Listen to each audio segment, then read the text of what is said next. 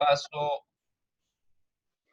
Muy bien, bienvenidos al paso número 10. Número 10. Hemos avanzado, estamos avanzando en niveles de 5, así que este sería el último paso de este nivel de aprendizaje de grado 3. La próxima semana tendríamos nuestro repaso examen, y que ustedes ya saben cómo es. Sencillo, práctico, no hay mucho, no hay que llenar ni dar un examen escrito. Así que hoy ya tenemos dos temas muy interesantes. Estamos aprendiendo sobre la vida de iglesia.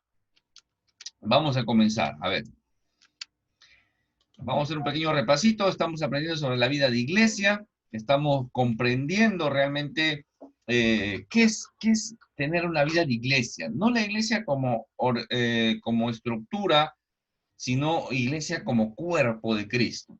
Entonces, poco a poco vamos aprendiendo nuevos conceptos también y nueva forma de ver la vida en Cristo.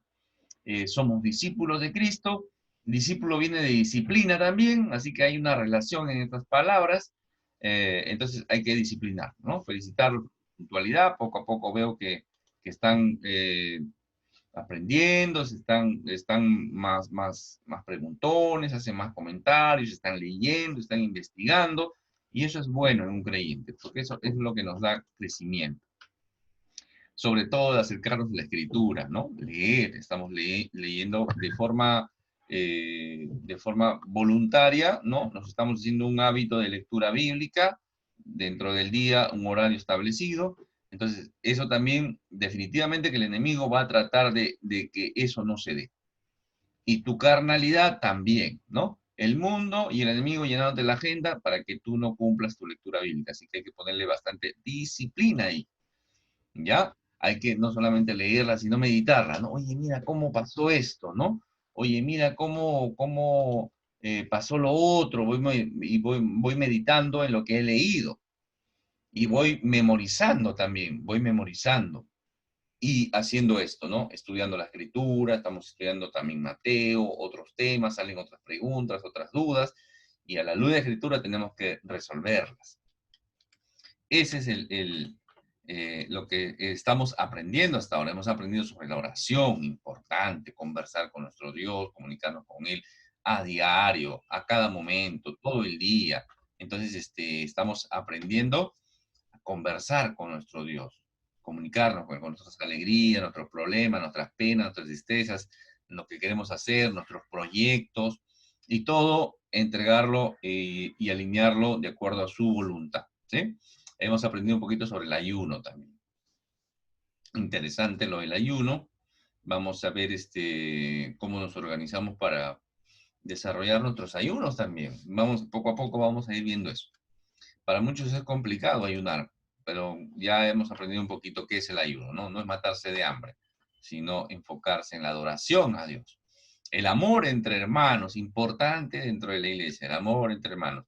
Todos no tienen la misma madurez, o unos son más inmaduros, otros son más sensibles, otros todavía traen su carga emocional a la iglesia, ¿no? Todos de una u otra forma tenemos un problema emocional todavía en nuestro corazón.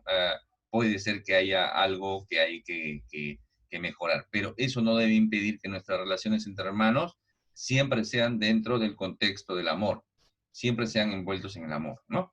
El amor lo cubre todo, el amor lo cubre todo, el amor perdona, el amor es activo, el amor en la Biblia, el amor de Dios es activo, es de verbos activos, no es un amor romántico, literario, ¿no? Novelesco, no.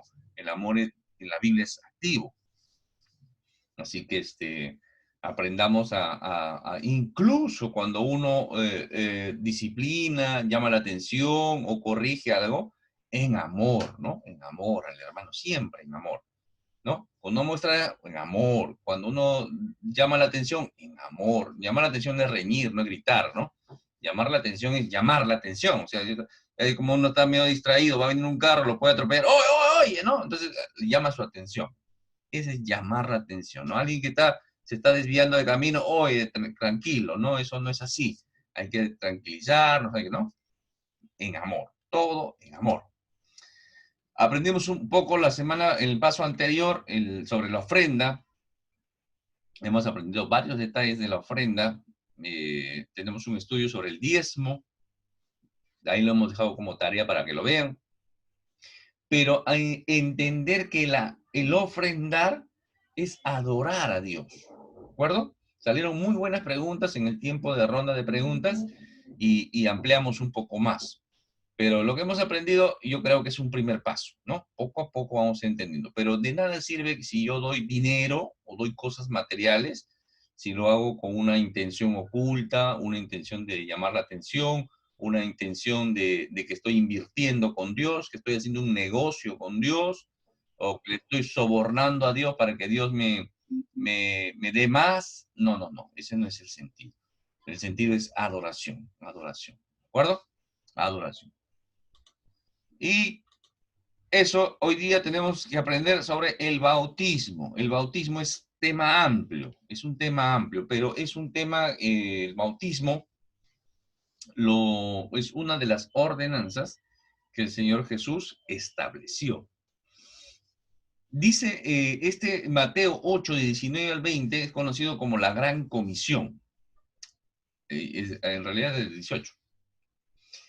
Dice, por tanto, id y haced discípulos a todas las naciones, bautizándolos en el nombre del Padre y del Hijo y del Espíritu Santo, enseñándoles que guarden todas las cosas que os he mandado. Y aquí yo estoy con vosotros todos los días hasta el fin del mundo.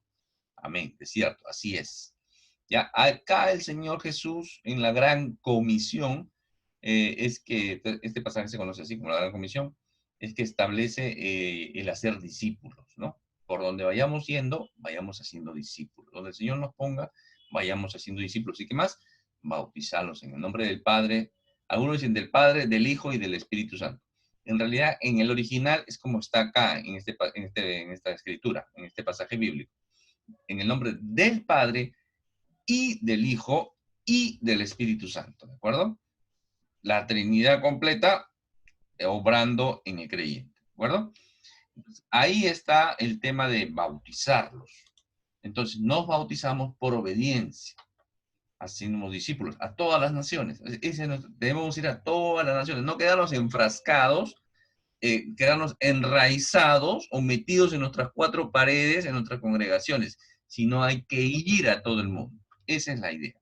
Esa es la idea de hacer discípulos, ¿no? Discipular las naciones. Interesante. Hay que discipular las naciones.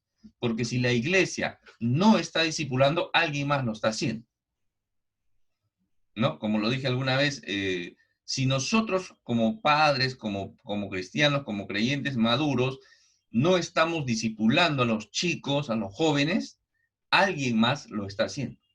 Y ese alguien más es la televisión, es la internet, es las malas amistades, las malas juntas, ¿no? Obviamente con todos sus problemas, ¿no? Sus antivalores. El mundo los está discipulando. La televisión los está criando, los está discipulando.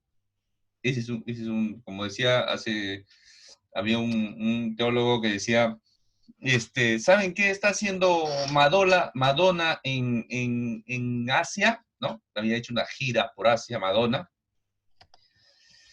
Y todos decíamos, bueno, está cantando, pues, ¿no? Está haciendo una gira musical, está cantando. No, Madonna está discipulando Asia. Y en realidad es eso, ¿no? O sea, la música, la televisión, los programas, las novelas, ¿qué están haciendo? Están discipulando, los están haciendo sus discípulos. El mundo está capacitando a sus discípulos y la iglesia no está discipulando. Ese es el problema. Esa es la importancia de la Gran Comisión. Y el Señor dice que hay que bautizarlos, que es nuestro tema el día de hoy. ¿Qué más? Este es un ritual antiguo, ¿no? Los judíos lo hacían, pero no para que se bauticen ellos, sino para que bautizara los prosélitos, ¿no? Los que se añadían o se adherían a la religión judía. Juan el Bautista bautizaba, por ejemplo, ¿no? Preparando el camino del Señor. ¿Qué decía? Arrepentidos. Arrepiéntanse y bautícense, ¿no? El bautismo, cuando el creyente le rinde su vida a Cristo,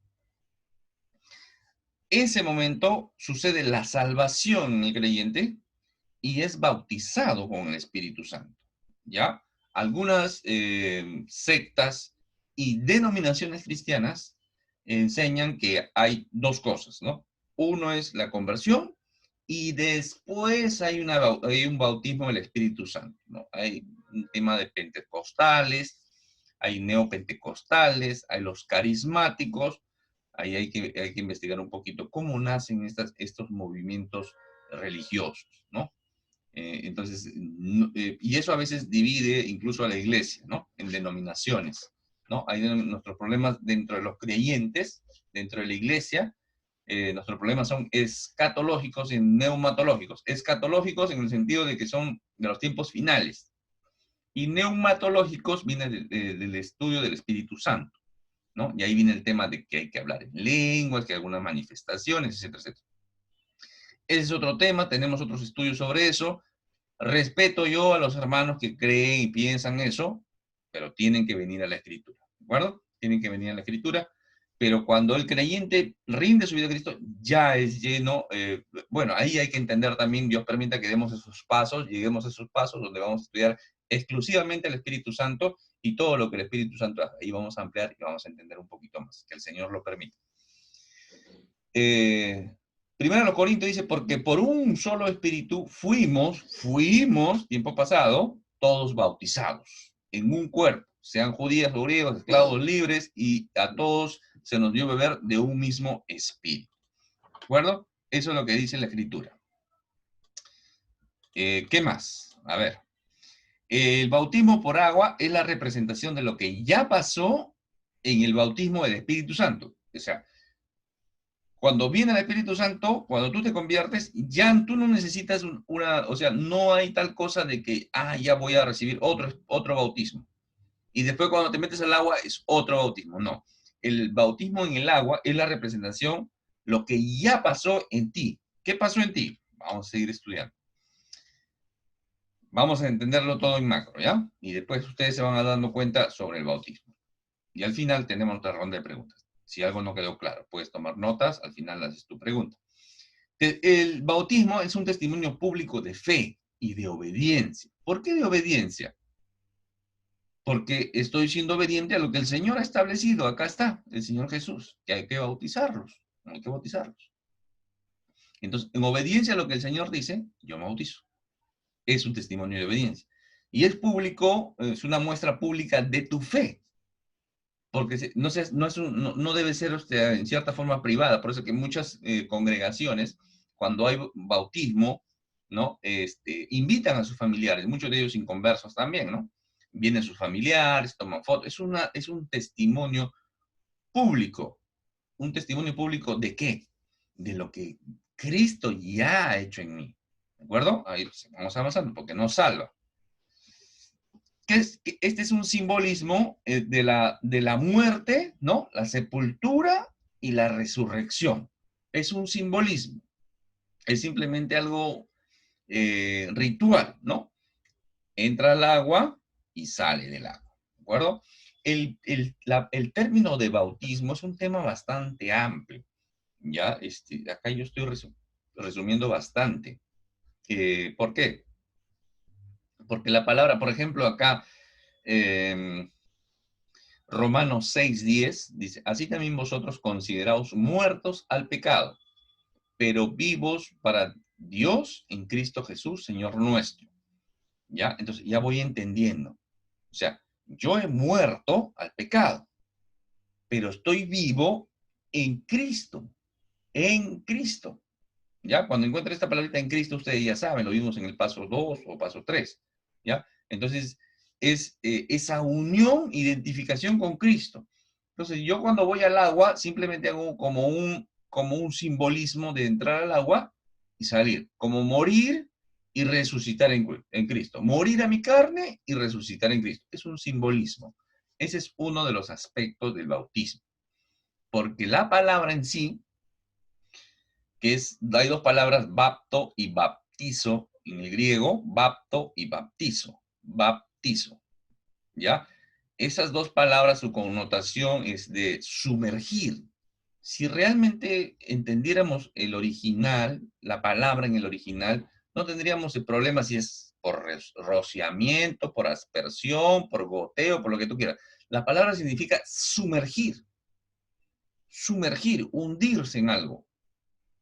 Entonces, el bautismo por agua, el ritual, en realidad no refleja lo que significa la palabra. Si bien es cierto, es sumergir en el agua, pero en realidad debería ser sumergido en el agua y quedarse ahí, ¿no? Esa es la idea del bautismo, del bapto o baptizo. ¿Ya? Esa es una de lo que significa la palabra. Por eso le digo que es amplio el tema. Lo otro es el ser influenciado por algo, ¿ya? Cuando yo digo que he sido bautizado en Cristo, ¿no? Estoy diciendo que la naturaleza de Cristo me ha absorbido y ha cambiado la mía, me ha hecho otra cosa, ¿ya? Es una metamorfosis, ni siquiera es una metamorfosis, es un cambio total, ¿no? Como antiguamente, a ver, un ejemplo se me viene a la mente, se buscaba la piedra filosofal, creo que era, la que se buscaba para convertir cualquier metal o el plomo en oro, ¿no? Que simplemente la tocara y se convirtiera en oro. O así como el rey Midas, ¿no? Que todo lo que tocaba se convertía en oro. Entonces, así es el bautismo. La influencia del Espíritu Santo, de Dios en el hombre, es eso, transformándolo, haciéndolo otra cosa, envolviéndolo, ¿no? Ese es el sentido de bautizo, ¿ya? Del bautizo, bautismo, ¿ya? Pero estamos entendiendo, vamos a ver, otros datos más para ampliar un poquito. Por ejemplo acá, Colosenses 2:12, sepultados con él en el bautismo, en el cual fuisteis también resucitados con él mediante la fe en el poder de Dios que le levantó de los muertos. Fíjense en este pasaje bíblico, así como este hay como 16 pasajes bíblicos en el cual se habla de bautismo, donde no está haciendo referencia al bautismo del agua. El bautismo del agua es simbólico nada más.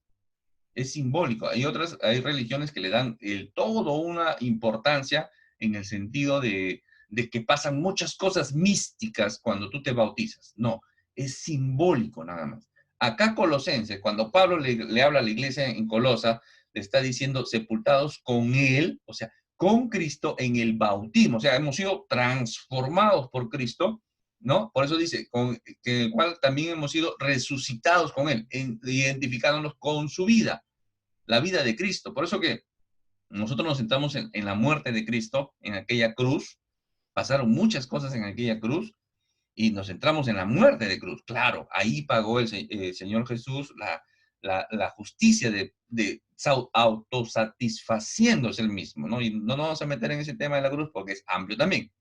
Pero ustedes poco a poco ya están entendiendo con los estudios que estamos llevando.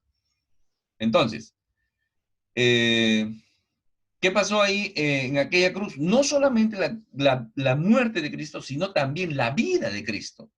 Esa vida de Cristo nos es imputada, cargada a nosotros. La vida justa de Cristo también nos llevamos. Por eso que nos identificamos con Cristo. Morimos con Él y resucitamos con Él. ¿Qué dice? Mediante el poder, mediante la fe en el poder de Dios que lo levantó de los muertos. Miren, el bautismo, cuando se comienza a dar en la iglesia primitiva, se daba la predicación, venía el arrepentimiento y la fe, ¿no? La conversión y el bautismo. O sea, alguien creía, se bautizaba. Alguien creía en la obra del Señor Jesucristo, se arrepentía, se bautizaba. Fíjense en esto. Pedro dice, arrepentíos y bautícese cada uno de vosotros en el nombre del Señor, en el nombre de Jesucristo para perdón de los pecados y recibiréis el don del Espíritu Santo.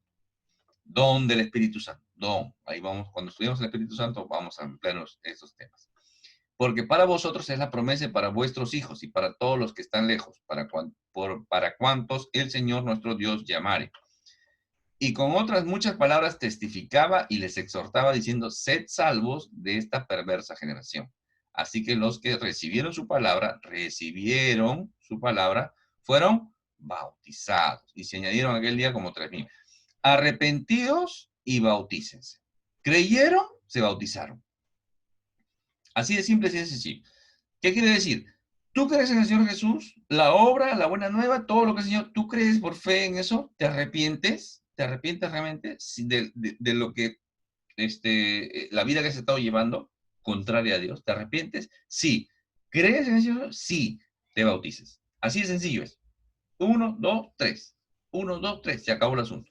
¿Ya? Lo menciono ¿por qué? Porque en muchas iglesias locales, se dan cursos previos al bautismo, ¿ya? Yo no estoy en contra de eso. Está muy bien. ¿Por qué?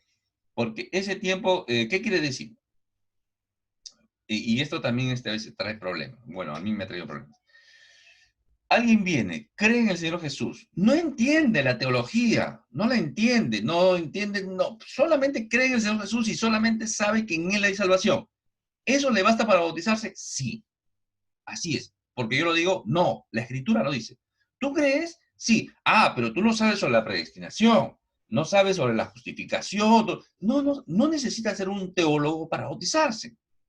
Lo único que necesitas es, ¿crees en el Señor Jesús? Sí creo en el Señor. ¿Crees que Él murió por ti? ¿Te arrepientes de la vida? Sí me arrepiento. Entonces, ya puede bautizarse. Así de simple, así de sencillo es. Pero ¿por qué algunas denominaciones o iglesias locales hacen estudios? Porque esos estudios les permiten entender, ¿no? ¿Por qué el Señor Jesús murió? ¿Qué es el pecado? ¿Por qué tuvo que venir, encarnarse? ¿Por qué tuvo que sufrir? Etcétera, etcétera. Y parte de la vida de iglesia, que no tiene nada que ver, que eso lo va a ir aprendiendo en el camino, ¿no? Sobre la Santa Cena, etcétera, etcétera. ¿De acuerdo? Porque ese es el modelo de la iglesia primitiva, la iglesia primera, la primera iglesia. Por ejemplo, Felipe, predicando a los samaritanos, dice, pero cuando creyeron a Felipe, estaba hablando de los samaritanos, que anunciaba el evangelio del reino de Dios y el nombre de Jesucristo, se bautizaban hombres y mujeres. Así es.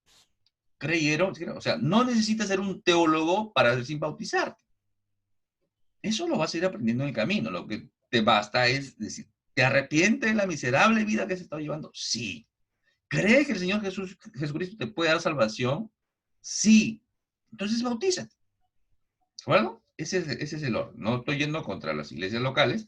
Es bueno que tengan un estudio previo, pero no, no. Tú no has llevado este estudio, tú no has llevado el otro. No, ya, bautízate, lo completas después. ¿Cuál es el problema?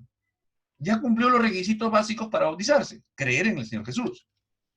No les impidamos. Ahora, hay casos y casos, ¿no? Hay hermanos, por ejemplo, que vienen con su idea de su secta y creen en eso, ¿no? Y, bueno, yo sí creo en el Señor Jesús, pero Jesús no es Dios. Entonces estamos fritos, no he entendido nada, ¿no? Ese sí tiene que entender el concepto de por qué murió Cristo en la cruz, ¿no?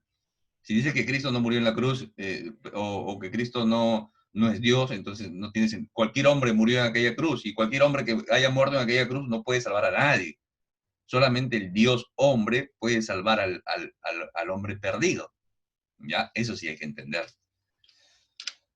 8:35-38, porque ahí dice Felipe también, dice, abriendo su boca, se encuentra con el etíope, ¿no? Un eunuco, un africano, que estaba regresando de Jerusalén, se estaba yendo ya a África, a Etiopía, ¿no? Se encuentra con Felipe en el desierto, Felipe guiado por el Espíritu Santo se acerca y le dice, y abriendo su boca y comenzando desde esta escritura, le anunció el Evangelio de Jesús, ¿no? El etíope iba en su carreta, era un hombre bastante poderoso, ¿no? De gobierno africano, era un hombre bastante influyente, iba en su carroza, parece, ¿no? Cargado seguramente. Entonces se acerca a Felipe, guiado por el Espíritu Santo, y dice que el etíope estaba leyendo Isaías 53 estaba leyendo. Yo escuché a algunos predicadores que dicen Isaías 53 estaba leyendo. Bueno, sabemos nosotros ahora que los capítulos y los versículos sucedieron muchos siglos después. Estaba leyendo el rollo de Isaías. El rollo de Isaías en la parte que hablaba del siervo sufriente, que es Isaías 53. Entonces, le dice, entonces Felipe le dice, abriendo su boca, no, el etíope le dice, Felipe le pregunta al etíope, le dice, ¿o entiendes lo que estás leyendo? Le dice, ¿cómo voy a entender si no hay quien me lo explique? Bueno, entonces yo te lo explico. Entonces sube, le dice el etíope, ya sube en la carroza y va. En el camino le iba explicando. Entonces Felipe, ahí donde engancha este tema, Este pasaje bíblico dice, entonces Felipe, abriendo su boca y comenzando desde esta escritura, le anunció el evangelio de Jesús. Y yendo por el camino, llegaron a cierta agua y dijo el eunuco, aquí hay agua, ¿qué impide que yo me bautice? Entendió el eunuco, entendió. Jesucristo es mi Señor y ha dado una orden que los que creen se bauticen. Y dice, ahí hay agua, ¿qué impide que yo me bautice? Entonces Felipe, no, le confirma, ¿no? Le hace la pregunta de rigor. Si crees de todo corazón, bien puedes. Así de sencillo es. ¿Se dan cuenta? Por eso que hay algunas cosas que a mí me fastidian. No podemos poner traba a lo que el Señor ha hecho sencillo. No puedo poner algo difícil si el Señor lo ha hecho sencillo. No puedo ponerle a trabas a alguien si ya es creyente y quiere dar esa muestra de fe. Por eso que Felipe le dice, si crees de todo corazón, bien puedes. Y respondiendo dijo, creo que Jesús es el Hijo de Dios. Y mandó parar el carro. ¿Se dan cuenta? Lo que respondió, había entendido. El etíope había entendido, creo que Jesús es el Hijo de Dios. Creo, por supuesto. O sea, Jesús es Dios. Y que vino, murió y todo lo que ya Felipe le había explicado. Creo, por supuesto.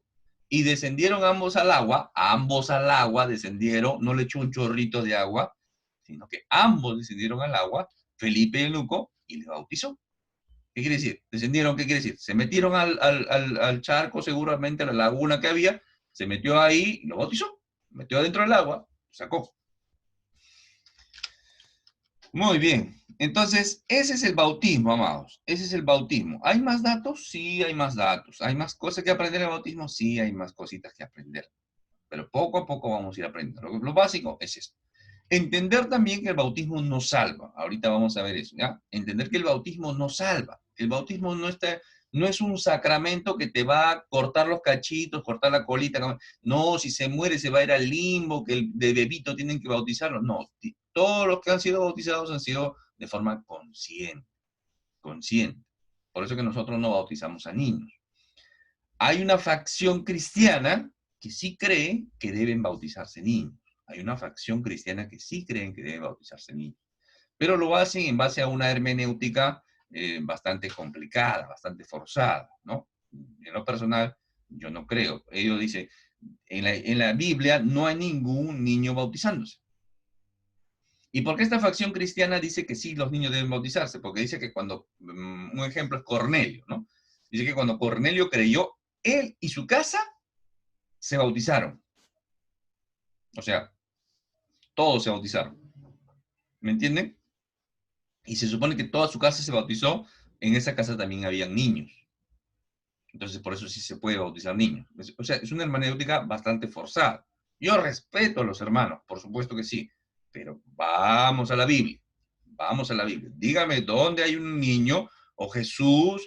No, Jesús dice que lo puso en su pierna al niño y le dijo, podemos bautizar. No, no bautizó. Dijo, de los tales es el reino de los cielos, pero no lo bautizó.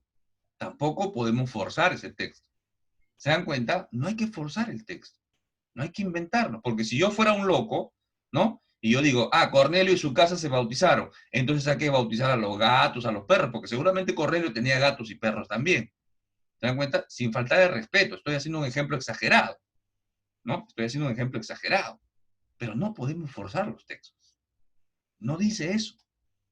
Si ustedes me confirman con la escritura, sobre todo con las epístolas, que hay bautismo de niños, bueno, bautizaremos niños, pero no lo hay. ¿Por qué? Porque la gente tiene que arrepentirse de la maldad conscientemente que ha hecho y venir a Cristo por fe.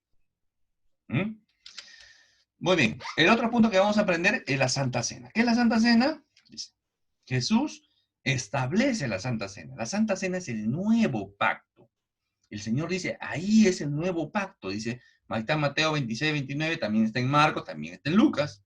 Dice, mientras comían, estaban celebrando la Pascua, tomó Jesús el pan y bendijo y lo partió y lo dio a sus discípulos y dijo, tomad y comed, esto es mi cuerpo. Tomad la copa, tomando la copa y habiendo dado gracias, les dijo, bebed, diciendo, bebed de ella todos, porque esta es mi sangre del nuevo pacto, del Nuevo Testamento. El antiguo pacto que Dios había hecho, ahora Cristo está estableciendo el nuevo pacto completo. que por muchos es derramado para remisión de los pecados. Yo digo que desde ahora no beberé más de este fruto de la vid hasta aquel día en que lo beba de nuevo con vosotros en el reino de mi Padre. Eso el Señor participó en esta última cena y no lo va a volver a hacer hasta que lo haga en el reino de Dios completo. Nos volvamos a encontrar, ahí vamos a volver a participar con el Señor Jesús. Mientras tanto, nosotros hacemos este recordatorio. Juan no habla del bautismo, no habla de la Santa Cena. Bueno, no lo habla de forma directa, ¿no? No lo menciona Juan, pero complementa, ¿no? Juan 6, si lee Juan 6 va a decir, yo soy el pan que bajó del cielo. Y el que come de mí nunca volverá a tener hambre, no volverá a tener sed. Yo soy el pan de vida. El que cree en mí, aunque esté muerto, resucitará. Ahí está Juan 6. Entendiendo un poco más sobre el pan. Entonces, este es un recordatorio, ¿no? Y tomó el pan y dio gracias y lo partió y les dio, diciendo, esto es mi cuerpo que por vosotros es dado, ¿no? Haced esto en memoria de mí. Haced esto en memoria de mí. Esto es periódico, esto sí se tiene que repetir. Normalmente el bautismo es una sola vez. No el que te hicieron de niñito tus padres en una religión o para que pertenezcas a una religión o forzadamente para una religión. Porque todas las sectas y religiones hacen eso. El bautismo es adherirte a la religión. Acá el bautismo cristiano no es así. El bautismo cristiano es para dar testimonio en obediencia de lo que Dios ha hecho en mí. Una muestra pública. Y obediente a lo que mi Señor ha establecido. Es una sola vez. ¿Ya?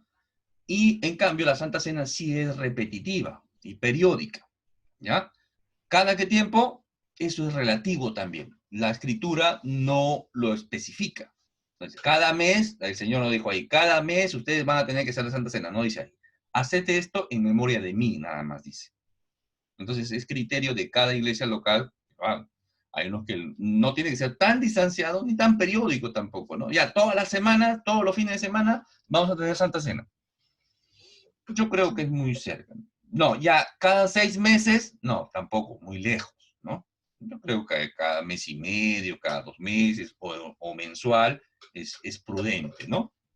La idea que es recordar que el Señor estableció esta cena, Él mismo estuvo en una cena y no va a volver a estar en una cena hasta que en el día del Señor nos volvamos a encontrar con Él y estemos de nuevo con Él en las bodas del Cordero.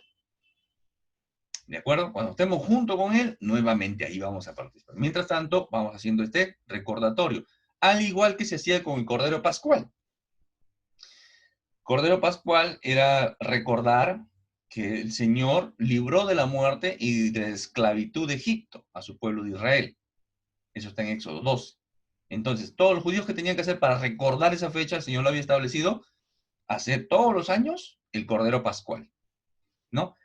La orden que les había dado era, va a venir el ángel de la muerte, va a matar a todos los primogénitos, pero no los va a afectar a ustedes, pero tienen que matar un cordero. Maten el cordero y con la sangre del cordero pinten los umbrales de su casa, de su puerta.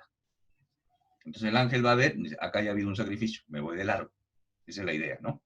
Mira, acá ya ha habido un sacrificio, me voy de largo. Pero donde no había, moría el primogénito, de animales y de personas. Entonces ellos recordaban eso, que el Señor Dios los había salvado. Los había salvado. Este es un término amplio también, ¿no? Los había salvado de la muerte y de la esclavitud. Y eso recordaban ellos, ¿no? Cuando veían a los corderitos, oye, mírame, ¿no? Sí, tuvo que morir un corderito para salvarnos a nosotros de la muerte. Entonces, la Santa Cena, lo que el Señor Jesús está haciendo justamente en un día de Pascua, ¿no? En un día que conmemoraban esto los judíos, Él da el cumplimiento a la Pascua, que es Él. Por eso que Pablo le va a decir a la iglesia en Corinto, limpiaos pues de la vieja levadura para que seáis nueva masa, sin levadura como soy. Porque nuestra Pascua, que es Cristo, ya fue sacrificada por nosotros. Él es el Cordero perfecto, ¿no? Por eso que Juan el Bautista va a decir, el siguiente día vio Juan a Jesús que venía a él y le dijo, he aquí el Cordero de Dios que quita el pecado del mundo. Él es el Cordero de Dios, no que cubre, sino que quita el pecado del mundo, ¿no? No penséis que he venido para abrogar la ley o los profetas. No he venido para abrogar, sino para cumplir. Cristo es el que completa todas las figuras, tipos, profecías, simbolismos que se habían dado en el Antiguo Testamento. Él lo completa. Él completa todo. Todo está. Miras el Cordero, miras el arca de Noé, miras a Cristo. Miras a José sufrido, miras a Cristo. Miras los utensilios del tabernáculo o del templo, miras a Cristo. Miras el pan, miras a Cristo. Miras el maná, miras a Cristo. Todo lo completó Él. Todo se enfoca en Cristo. Él completó todo. Pero no dejó como recordatorio el llevar, el recordar la Santa Cena, su cuerpo y su sangre. ¿Qué más sobre la Santa Cena? Aprendimos, el Señor Jesús les manifiesta que Pedro lo va a negar y que Judas lo va a traicionar. También deja una gran lección, ¿no? La lección del servicio, de la humildad. Mas no así vosotros, sino sea el mayor entre vosotros como el más joven, y el que dirige como el que sirve. Porque, ¿cuál es mayor, el que se sienta a la mesa o el que sirve? ¿No es el que se sienta a la mesa? Claro, por supuesto. Mas yo estoy entre vosotros como el que sirve. Eso hace el Señor. Les lava los pies, parte el pan, etcétera, etcétera. Símbolo. Ejemplo os he dado, dice el Señor. Por eso que un creyente no puede tratar de ser más que otro. Es un error pensar que la iglesia es una pirámide, donde el pastor es el jefe de la iglesia. O pensar que la pirámide dentro de una iglesia es una gerencia, es una empresa, donde el pastor es el gerente general, es el presidente del directorio. No es así. La jerarquía en la iglesia es al revés. El pastor es el que sirve a todos. ¿Se dan cuenta? Esa es la idea. Y si yo estoy debajo, yo soy el más humilde de todos. Por eso que mientras más un creyente tiene cierto liderazgo, sobre todo los jóvenes, ¿no? A veces los jóvenes, guía de jóvenes, sí, hermano, a ver, sí, es mi oveja, sí, es mi oveja, mi oveja. No, no es tu oveja, está pastores, he escuchado yo eso. Pastores he escuchado, sí, mi oveja, sí, cuando tú eras mi oveja. No es tu oveja, no es tu oveja, las ovejas son de Cristo. Las ovejas son de Cristo, hermanos y pastores. Las ovejas son de Cristo. ¿Qué hermano? ¿A usted no le gusta? Seguro, si a usted no le gusta, pues hermano, puede decirme alguien, ¿no? Claro, pero hay que leer Juan 21. ¿Qué le dice el Señor Jesús? Pedro, ¿me amas? Sí, Señor, tú sabes que no. Pedro le responde. ¿Qué le dice el Señor Jesús? Apacienta mis ovejas. Mis ovejas, dice el Señor. ¿Se dan cuenta? ¿Quién es el buen pastor? Señor Jesús. Ellos oyen mi voz y me siguen. Él es el buen pastor. Todos somos ovejas del Señor Jesús. ¿Se dan cuenta? Hay que entender eso. No, si alguien lo dice por conocimiento, no hay problema, ¿no? No lo vamos a lapidar tampoco, ¿no? Pero si alguien lo dice con ese orgullo, sí era mi oveja, yo he escuchado, ¿no? Mi oveja, mi oveja. Sí, ese hermanito, sí, era mi oveja, yo lo he discipulado, era mi oveja. No es tu oveja, hermano. Ustedes no somos ovejas de Cristo, ¿ya? No nos enseñoremos de la iglesia. Pilar de la iglesia primitiva. Este versículo de Hechos 2:42 dice, y perseveraban en la doctrina de los apóstoles, en la comunión unos con otros y en el partimiento del pan y en las oraciones. 4, podríamos considerar esto como los pilares de la iglesia. 4, ¿no? La doctrina de los apóstoles, no el que me enseña cualquiera, ¿no? No el que no, por eso es importante los apóstoles. Oye, sí, no, a ver, ¿qué dice el apóstol? ¿Quién estuvo? ¿Tú estuviste? Sí, Pedro, el apóstol Pedro, ¿no? Sí, estuvo con el Señor Jesús. Ya, la doctrina de los apóstoles. Es más, hay un credo de los apóstoles, ¿no? La comunión, porque ¿quién podía enseñar mejor que alguien que había recibido de primera mano del Señor Jesús? Esa es la idea de la doctrina de los apóstoles, ¿ya? No que era su doctrina, sino la que ellos habían recibido del Señor y lo estaban enseñando. Esa es la importancia de los apóstoles. La comunión unos con otros, es la vida de iglesia, comunión, unión, eso es lo que está diciendo, unos con otros. Acá no hay llaneros solitarios. y el partimiento del pan, la Santa Cena. ¿Y qué más? Las oraciones, importante dentro de una iglesia. La Santa Cena es una actividad de la iglesia, ¿no? Edificado por el fundamento, ¿no? Los que pusieron el fundamento fueron los apóstoles y los profetas. Los apóstoles que recibieron de primera mano, y los profetas, ¿quiénes son? Los que replican la palabra de Dios. Por eso es importante a veces, hermanitos, que no comprenden el contexto y el fondo de este versículo y dice, ah, sí, pues ahí está en Efesios. Hay apóstoles y hay profetas. ¿Qué está explicando acá Pablo? Está diciendo edificados, o sea, la iglesia edificada sobre el fundamento, o sea, lo que enseñaron los apóstoles, que recibieron la enseñanza de primera mano del Señor Jesús. Y los profetas, los que hablaban y predicaban la palabra de Dios. Eso es lo que está diciendo acá. Siendo la principal piedra, ¿no?, del ángulo Jesucristo. No, o sea, no lo que decían los hombres, sino lo que Jesucristo había establecido. El fundamento es Jesucristo. La piedra angular, la base, todo es Jesucristo. Es el establecimiento de un nuevo pacto, ¿no? Jeremías ya lo había mencionado, ¿no? Jeremías había dicho que va a venir un día, ¿no? Va a haber un pacto con la nación de Israel, si bien es cierto, les está hablando a Israel, pero esto se hace extensivo a la iglesia, a los gentiles. Efesios 2, 12, 14, ya en el tiempo estaba sin Cristo, alejado de la ciudadanía, está hablando de los gentiles, y ajeno a los pactos de la promesa sin esperanza y sin Dios en el mundo. Así estábamos nosotros, los gentiles, perdidos. Los judíos sí, los judíos tenían esa responsabilidad de llevar la verdad. Erraron, ¿no? No reconocieron a su Mesías. Ahí es error de ellos. Pero ahora en Cristo Jesús, vosotros, que en otro tiempo estabais lejos, habéis sido hechos cercanos. ¿Por qué? Por la sangre de Cristo. Porque Él es nuestra paz, que de ambos pueblos hizo uno, derribando la pared intermedia de separación. ¿Qué está diciendo? Ya no hay esa división. Ahora son uno solo en la iglesia. Ahora, no está diciendo que la iglesia es la continuidad de Israel. Este versículo se usa también, pero ese es otro tema de estudio. Se usa para decir que Israel ha sido reemplazado por la iglesia. No es así. No es así. ¿Ya? Lo que el Señor está diciendo, ya no hay barreras. Ya no hay barreras. Ahora, todo el que viene a Cristo es salvo. Todo el que viene a Cristo. Eso es lo que está diciendo. Muy bien, llegamos a la conclusión, un repaso rapidito. El bautismo es una sola vez, la Santa Cena es periódica. Y aplicamos periódica cada qué tiempo, criterio espiritual. El bautismo nos identifica con Cristo en su muerte y su resurrección, ese simbolismo. La Santa Cena nos recuerda su sacrificio. Yo me identifico con Cristo en su muerte, su resurrección. Y la Santa Cena me recuerda lo que Cristo hizo en aquella cruz. Por eso que me duele cuando yo participo en la Santa Cena, ¿de acuerdo? Pero no solamente dolor. Israel liberado de la esclavitud de Egipto, eso nos recuerda la Santa Cena. La iglesia liberada de la esclavitud del pecado.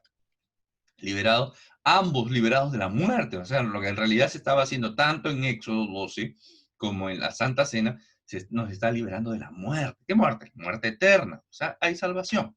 En el bautismo damos testimonio de mi fe, de lo que Cristo ha hecho en mí. Yo creo, no me avergüenzo, no me importa que se burlen de mí. Por eso que invitamos familiares, inconversos, amistades, etc. No, pues ese loco, mira, ya se va a bautizar, ya se ha bautizado de chiquito.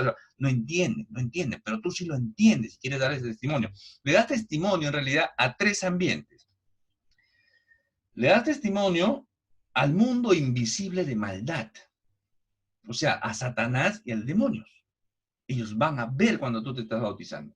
Le das testimonio al mundo. Le estás diciendo, mira mundo, tú antes que me gobernabas, que me enseñabas, que me discipulabas, que me interferías con individualores, ahora no. Yo soy creyente. Ahora Cristo es mi Señor. Él gobierna mi vida. Le doy testimonio al mundo. ¿De acuerdo? Y le doy testimonio, ¿a qué más? A los hombres, a las personas. Digo, yo soy un creyente. Esa es la idea del bautismo. En la Santa Cena miramos el pasado hacia arriba y el futuro. Algunos dicen hacia el pasado y el futuro, ¿no? Por eso que nuestras emociones son cambiantes, ¿no? En la Santa Cena hay muchas veces que nos ponemos cara de pena, ¿no? Cara de pena. Pero en realidad nuestras emociones deben ser mixtas, ¿no? ¿Por qué? Porque yo miro hacia el pasado y miro la cruz. Y miro lo que Cristo tuvo que pasar, ¿no? Molido por mis pecados, molido hasta no tener la semejanza de un hombre. Hasta ser una carne molida por mí, y eso me da pena. pero también miro arriba, porque no se quedó en aquella cruz ni se quedó en la tumba, sino que resucitó y ahora está en el cielo. Y está en el cielo y es mi sumo sacerdote intercediendo por mí ahora. Y miro al futuro porque en el futuro yo estaré con él y volveremos a cenar juntos. ¿Se dan cuenta? Entonces mis emociones tienen que ir fluyendo, ¿no? Desde tristeza, confianza y alegría, porque sé que me voy a encontrar con mi Señor y vamos a participar nuevamente en esa cena. ¿Se dan cuenta? Es interesante la Santa Cena. Lucas 22:18 dice, porque os digo que no beberé más del fruto de la vid hasta que el reino de Dios venga. Eso dijo el Señor, así que hay que acordarnos de eso. Y el ángel de Dios dice, escribe a los bienaventurados, los que son llamados a la cena de las bodas del Cordero, y me dijo, estas son palabras verdaderas de Dios. Va a haber una boda, va a haber una gran cena, va a haber un gran banquete, ahí vamos a estar con nuestro Señor. Así que hemos entendido hoy el bautismo, ¿no? Bautismo, alegría, gozo, de dar testimonio de nuestra fe, ¿no? Muchos no lo hacen porque no lo entienden, solamente esta es una obra completa del Señor, darnos esa alegría de poder dar testimonio, si sea una piscina, sea un charco, un lodo, un río, lo que sea, ahí me bautizo en el nombre del Padre y del Hijo y del Espíritu Santo. La Santa Cena, igual, partimiento del pan, periódicamente participo, ¿no? Lo tengo que hacer si realmente soy un creyente, ¿no? Si realmente soy un creyente, participo. Participo del cuerpo y de la sangre del Señor Jesús.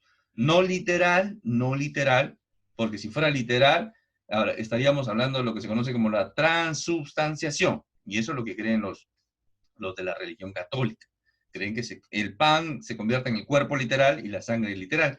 O sea, lo que pasa en la misa es un sacrificio literal de Cristo. O sea, cada vez que hay una misa es como si lo estuvieran matando al Señor Jesús. Eso es literal, ¿de acuerdo? Ellos lo asumen así. Los reformadores, algunos también se equivocaron porque dijeron, no, el pan sigue siendo pan, el vino sigue siendo vino, pero místicamente, ¿no? Espiritualmente viene el Señor y se mete ahí.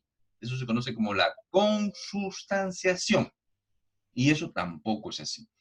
¿Qué es el pan y qué es el vino? Es pan y es vino. Símbolo del cuerpo y de la sangre. Símbolo, símbolo, ¿de acuerdo? Es un símbolo, es una simbología. Porque el Señor Jesús, cuando estaba haciendo la Santa Cena, no se estaba partiendo el brazo, el coma, ¿no? En la iglesia primitiva fue acusada de canibalismo, de vampirismo, porque decían, comen carne, toman sangre. Los acusaban así para buscarles el problema, delitos, los acusaban, ¿no? Los acusaban de ser orgías, porque dice que se amaban entre hermanos también. También uy, toda una historia de la iglesia. Pero bueno, hemos llegado al final, amados, y ustedes ya saben las actividades. Tener su Biblia, leer, ya deben estar casi terminando Marcos ya, entrando a Gálatas, sus 6 capítulos de Gálatas, y primera y segunda de Pedro, ¿ya? Hay que memorizar los 12 primeros libros, que lo sabemos, más 8 más, ya debemos estar duchos con esto. Memorizar Gálatas 5, 24, 25, ¿ya? Ustedes ya saben eso. Para pasar al siguiente nivel, ya la próxima semana hacemos un repasito y debemos estar pasando al siguiente nivel. Muy bien, amados. Entonces, obediencia al bautismo y el memorial, el recordatorio de la Santa Cena de participar. Ahorita las iglesias lo están haciendo de forma virtual. De repente nosotros también hacemos nuestra Santa Cena. Vamos a proponerlo al ministerio a ver si lo hacemos. Muy bien, amados. Dios les bendiga. Hasta el próximo paso, si Dios lo permite.